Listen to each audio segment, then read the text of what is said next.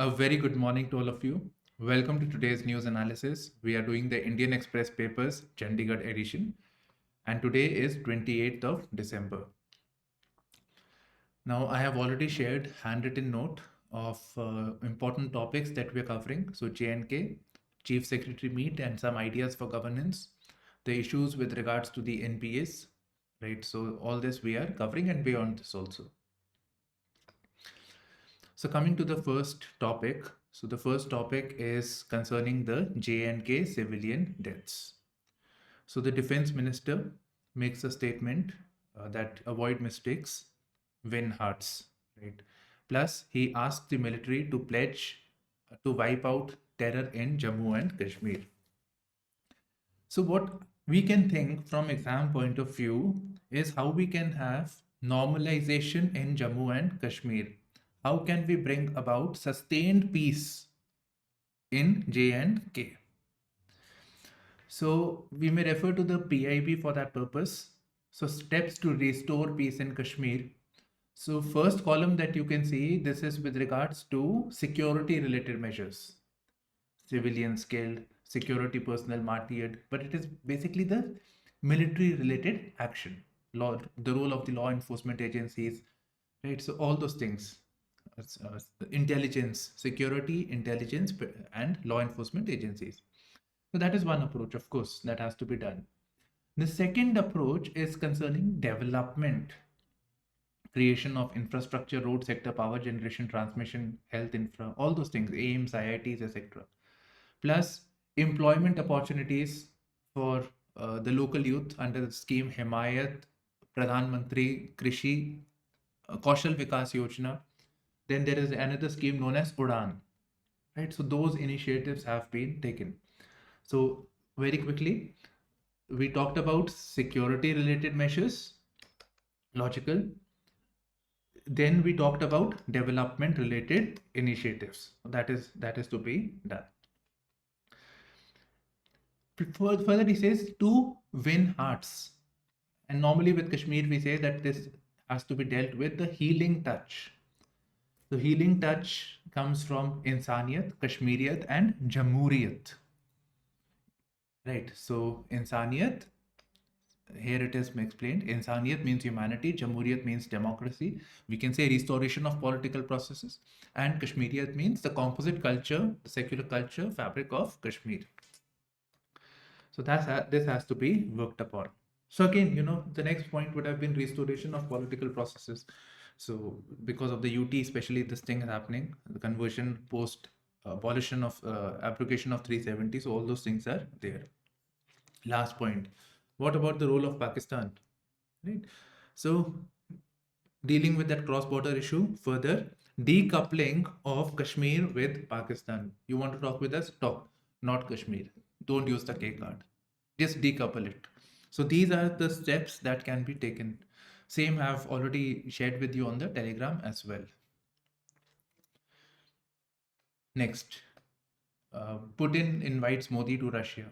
Okay, so how does this happen, right? How did this happen? So the External Affairs Minister, Mr. Jay Shankar, is already in Russia, right? So he's in Russia, and they have signed a protocol on consultation for the period 2024-2028. So a brief about what all things they'll be discussing, etc., is covered over here. And typically this includes series of things like defense, fertilizer, nuclear interests, things of mutual convergence, diplomacy. So all those things are there. Now, obviously, UPSC may not ask you this, right? More likely, UPSC may ask you a complex question on Russia-India relationship. So Russia-India relationship, what are the issues? What are the challenges? Of course, the good parts also. So those are the things that can be asked further from the dimension of the US, the complications caused by US and China angle also. Next, PM Kisan beneficiaries dwindling. Government adds 34 lakh in special drive. Okay. So first of all, what is this PM Kisan? So PM Kisan is actually PM Kisan Samman Nidhi Yojana. Pradhan Mantri Kisan Samman Respect Nidhi means money. So it provides farmers up to rupees 6,000 per year. 6,000 per year, not seasonal. For example, Ritu Bandhu has, I think it has been increased. It was 4,000 two times it was given. Likewise, Odisha has a Kalia scheme. That time, again, it is per season. Here it is 6,000 per year is given as a minimum income support. So it helps as an input cost for the farmers. Okay, I think it is per acre. Something like that is there. Okay, so this is there. This is the scheme of the government. Money is transferred via the direct benefit transfer route. So beneficiaries are dwindling. Compared this year, compared to last year, the beneficiaries have come dropped to 20%. Over 20% to 8, right? So this is the fact. Special drive that is being mentioned, it is the Pradhan Mantri, this is the Viksit Bharat Sankalp Yatra, where this emphasis is on intensification of scheme, providing those areas which have not been untouched, those people who have not been able to avail the various flagship schemes, those are tried to be brought into the cover. Happens just before the election year. Here again, this thing is gear. So 6,000 a year is given in 3 equal installments. So it must be 3 only, this thing only per year, 6,000. Now we move forward. Traffic woes mount as vehicle numbers soar, right? Urban mobility, the issues and challenges, we can always see from GS3 point of view. The ideas that are given is problem is high vehicle density is there. We need to have greater public transport, needed alternative transport, which should be railways, right? So something like that, or pooling of cars and all those things are also there. And yesterday we talked about transit oriented development model that needs to be incorporated. Further, I told you about the national urban transport policy, and that the key line was moving people rather than moving vehicles. That should be the policy focus.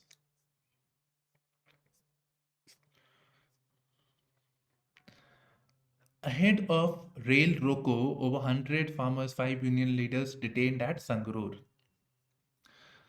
So this is with regards to the sugar mill issue. Okay. So basic thing of, as far as exam goes, case study situation. How will you resolve such a situation? Ethics, integrity, aptitude over here.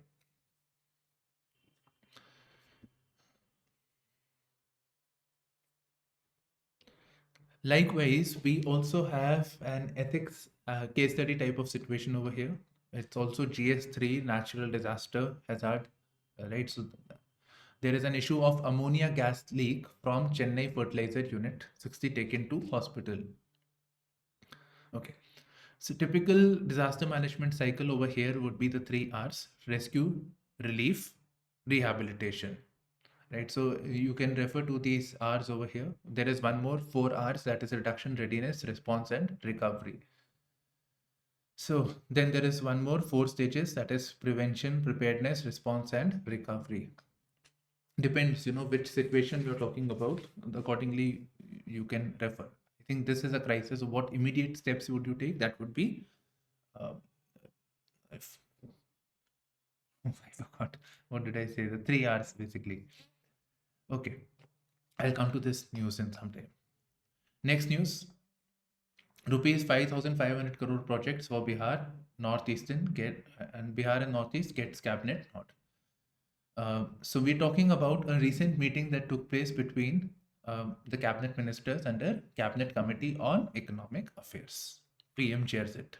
That's important for prelims. Okay. So one thing is that they have this a road which would be worth 5,500 crores connectivity initiative. Second thing was with regards to MSP for copra. Copra is basically coconut, dried coconut, which is used for making oil eventually. Right. So again, you get to know MSP is not, it's not restricted to just food items. It is also for copra, for cotton. So that is also there. And you know what copra is. Coming to the next one, this is important. Ease of living, key focus of Chief Secretary's conference, chaired by the Prime Minister. Okay. So this meeting is there, ease of living.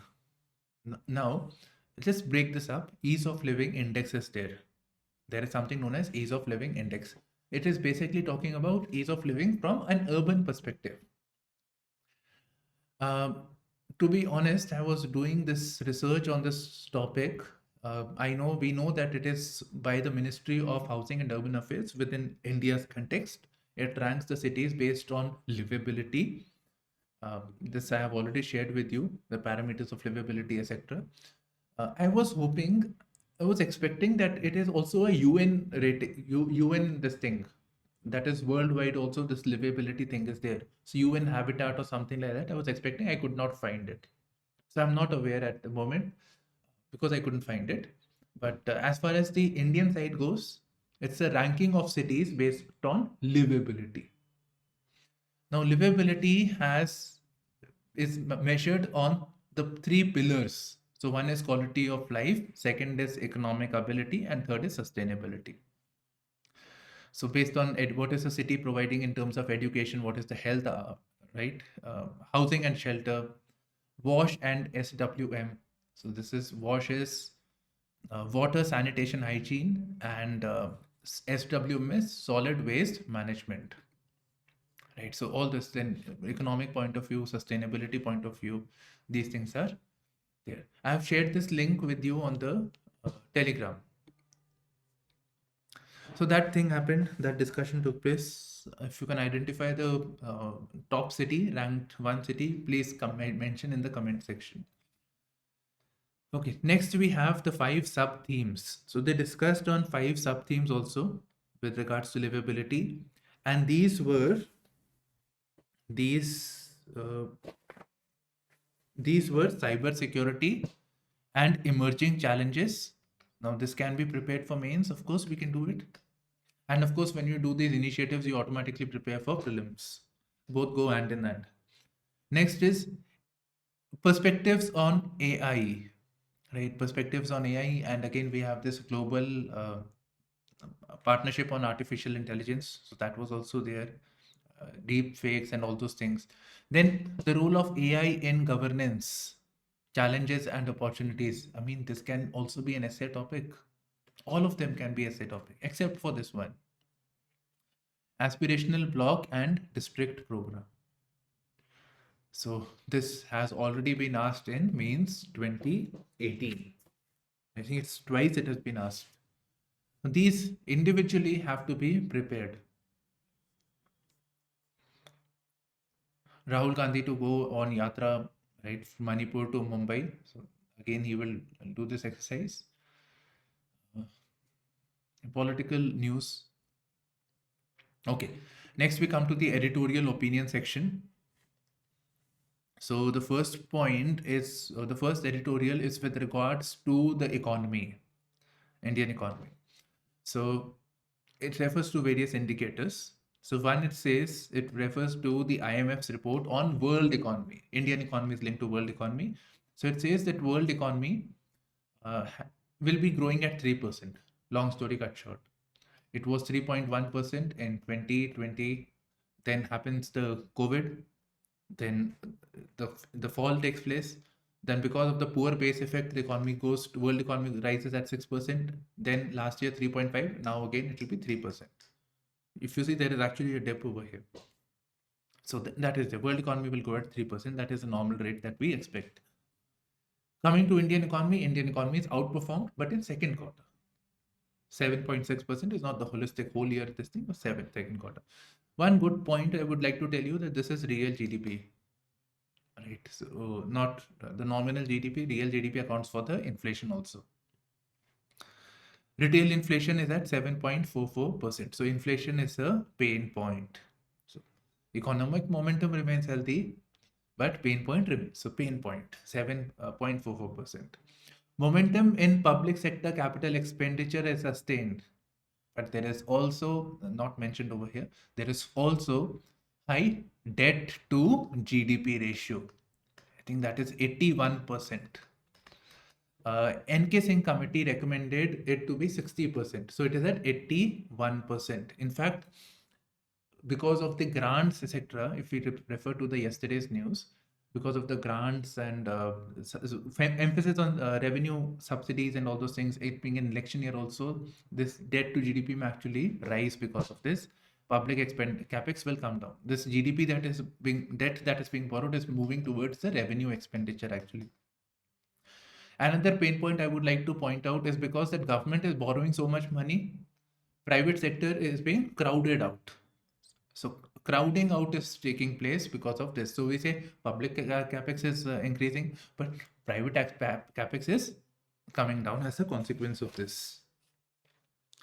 Okay, so I have not mentioned it over here, public, but I have this thing PIB for this purpose. So measures for promoting capital expenditure. So capital expenditure is to the tune of 2.9% of GDP, right? So that is the indicator that we have, 2.9% of GDP. And effective capital expenditure, if we account for the money that the union has given to the states and states have invested in capital expenditure, so that becomes 4.1% of GDP. It is still very less amount of borrowing that you're doing, and right, so it is still very, very less. So these are the basically the finance ministers, replying in the question are as to what is the government doing with capital expenditure. So this amount is she mentioned, and plus she talks about the green bonds. You can also add masala bonds to that. Okay, then foreign portfolio investments have increased 7.8%, 7.8 billion in November, December. So that is there. That's good thing. But jobs are not getting created. Unemployment is actually increasing because of whatever issues are there with the economy. I can give you different facts, from same issue, conflicting facts also I can give you, but overall it's agreeable that unemployment is rising. It's at a very high level. Moving to the next article, just doing because I read it, so that's nothing much. Red Sea area, violence is taking place. Logistics ships are being attacked by the militants at Yemen, which are Houthis. So they are attacking it. Indians have also gotten affected. Plus, freight cost, etc., will increase. So the article is dwelling on the possibility of the Indian Navy being deployed, and Indian Navy's capacity to patrol, to do that's reconnaissance missions, surveillance of that issue, and dealing with the new kind of warfare, which is a drone warfare. And as of now, we don't have much to deal with drone warfare. For example, we can do jamming and spoofing, but nothing beyond that. So that remains a key challenge. In this context, India should consider joining some with partner countries like US-led coalition such as the Red Sea Force. So that was the proposal. What we don't ask, we don't get. Logical. Okay. Author is IIT from IIT Bombay, professor, I think. And basic thing he's saying is that if we look at the elections are coming up and what the government is promising, the government is promising subsidy, freebies, all those things they are offering, free electricity, subsidized gas, scooties, laptops, all those things they are promising. But he says that they are not talking about things like providing of water, provisioning of water, which remains a problem. For example, there is this central government scheme known as Jal Jeevan Mission, providing piped water connection to rural households by 2024. Such promises are not being made. So one aspect goes towards the water side of things. So the author says that since it is difficult, plus the people are happy with this, so they're not talking about, so they are not aware of this thing, they're not talking. It provides disproportionate burden on the women. Right, 50% of rural households were fetching water from outside, and 85% of that fetching work was done by the women. So there is a gender perspective also. The second thing that the author emphasizes is on the quality of education. You can create buildings, you can create infrastructure, but what about the quality? It is not measurable. It's not easily measurable. Sending the message to the voters, so it's not a convenient thing. Politically convenient. Hard infrastructure convenient. This is not convenient. So these things are not being talked about, and therefore we don't get it. That's what the author is saying. Doing it like Vietnam. Vietnam, by the way, we see, when we talk about the Indian economy, we say that we have a lot of potential, money should come. China is winning at the moment. And plus, there is this China plus one strategy. But if you look closely, for example, Bangladesh is emerging as a great hub. In the Southeast Asia, this region over here, almost a neighbor, Vietnam is rising. Despite India's resource base and all those things, Vietnam is doing exceptionally well. And this is a country which has been struggling with poverty, which struggled due to it was also colonized by the French. The condition was actually much worse. Japanese attacked them during the Second World War, and then the U.S. War of Vietnam. Despite all that, Vietnam is progressing. So Vietnam, the policymaker says, he's saying it, the policymakers are saying from the Vietnam side that they say that they have not forgotten what has happened, but they have forgiven. So they are not looking at the past, because if we go with the idea of vengeance, that so and so has done wrong to us, we will be looking backwards. We are looking forward. So that is one thing. Second is their defense policy is on 4 no's. Right. So no to joining any military alliance, no to siding with any country, no to uh, uh, no foreign bases or use of Vietnam's territory for a third country. So all these are the things. This reminded me of the Panchsheel policy of India also. Okay, so that is there. Besides this, they went on this economic reforms. Of course, they're doing well. So their economic reforms are known as Doi Moi. Doi Moi, a term that was there in the news, is associated with which of the followings? A, B, C, D, right? Prelims. Doi Moi. So it's economic reforms with regards to Vietnam. So they have done well. Exports have soared $2 billion, from 2 billion to $375 billion. It's much smaller country as compared to India. And besides, if you look at the per capita GDP, it was per capita income, $100 to $4,300 in 2023. You know what is India's per capita? 2,200. Upper side, if I take the figure, 2,200. There are different indicators, but according to the World Bank, it is at 2,200. It is almost twice that of India. So that's something that we need to learn from, right? Per capita and GDP is a very good indicator of where we are. Now, next point is that Vietnamese people policymakers have a grievance with India that they are resisting free trade agreement with Vietnam. India resists because Vietnam has a comparative advantage in terms of production capacities as part of the trade arrangements that are there. India is not part. Vietnam is. It has a comparative advantage. So India is not comfortable with that.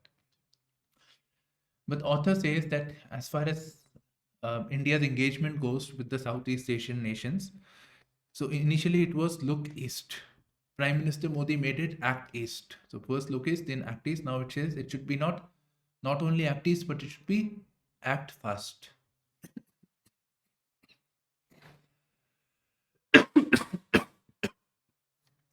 Next, we come to the world news. Right, things are not good with Israel, Gaza. In fact, the latest speeches of the Israel Prime Minister is more aggressive.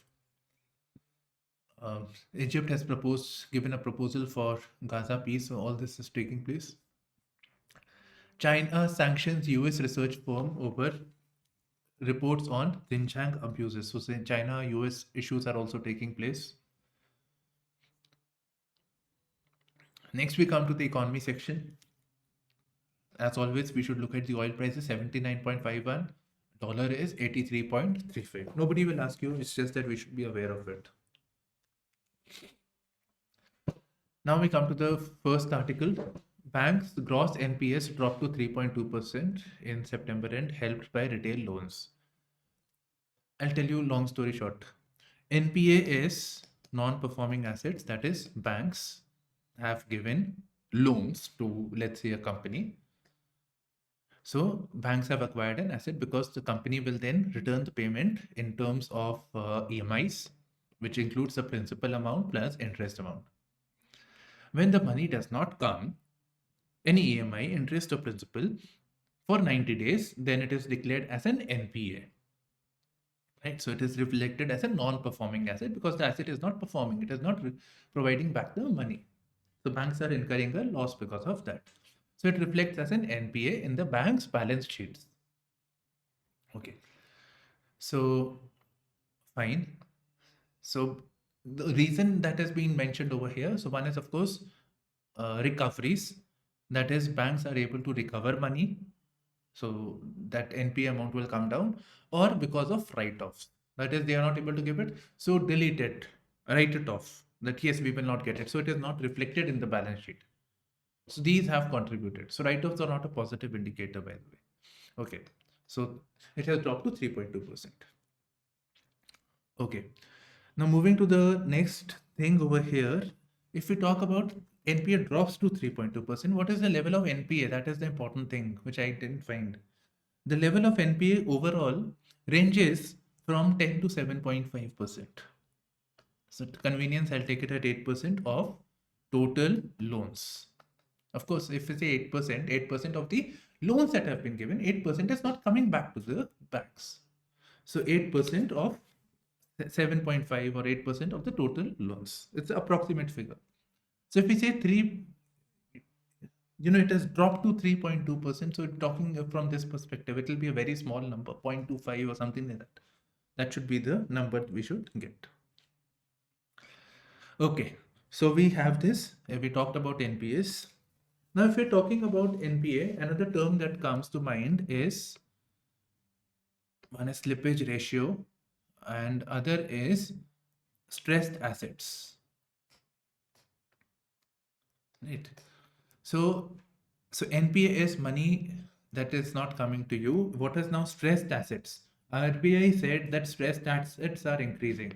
Stressed assets are NPAs plus loans that you were not getting. So you restructured it. You gave a loan, the company has having some problem. So you say, okay, fine, we will increase the tenure or we will reduce the interest rates. So some softening is done. So restructuring of loans or writing off of assets. So these combined are the stressed assets. It is also defined as assets that are financial stress and are at risk of default. I have a problem with this definition is that when it says risk of default, NPA is a default. Right. Anyway, so both these definitions are there. This is the more consistent one. Yes, you can find both the things. One definition I saw was that when the banks are not able to, for a certain time it has not come, so it may become this thing. So it's very confusing, but this is the most consistent one that I found. NPA plus restructured plus your write-offs. Now, at the moment, our stressed assets in the country is at $160 billion. $160 billion. So these are the amount of stressed assets. Right. So I've talked about NPA, I've talked about stressed assets. Now moving to the slippage ratio. Slippage ratio is an indicator of new accretions to NPA as a share of advances at the beginning of the year. So basically, new NPAs that are added each year. That is this thing. So for example, I may say that there is a 2 lakh crore of NPA. Next year, 2.2 lakh of crore NPA. So the problem is that why these new additions are taking place, right? So new additions are accounted for in the slippage ratio. Every year, the new additions. So marginal increase in NPAs, that is basically this. Okay. Yeah, next is gross NPA and net NPA, the difference between the two. So Again, if we come to this definition, so gross NPA payment that has not come for 90 days, if we write it off, if we add the write-offs over here, then we get the net NPA. So if we look at this, bank's NPA drops to 3.2%. If it is because of write-offs, then it will be net NPA. Now, what are the measures being taken? So we have strict securitization of stressed assets. We can have this insolvency and bankruptcy code, regulation of financial sector, right? So regulation of financial sector, forensic audits, creation of bad banks, proposal of creation of bad banks, merger of public sector banks, and Bank Board Bureau for regulation of the public sector banks. So these are some of the steps that have been taken from various sources. I've listed it. Okay, now coming to this frontier AI, generative AI, right? OpenAI, ChatGPT. New York Times sues OpenAI, Microsoft for copyright infringement. We all know how this ChatGPT works, right? It picks up data from here and there, copy paste, but in a very logical way. So that happens. Explained section. Then we have the PM Janman, which was with regards to providing some 24,000 crores for creating of infrastructure for the particularly vulnerable tribal groups. So the issues faced by them, some of them have been mentioned. Proper identification and recognition that needs to be worked upon. Bottom-up approach is required. We are looking at the tribal population, their own system. So bottom-up approach. Then we have to emphasize on livelihood promotion, right? So all these things are there. So that covers the news analysis. Thank you for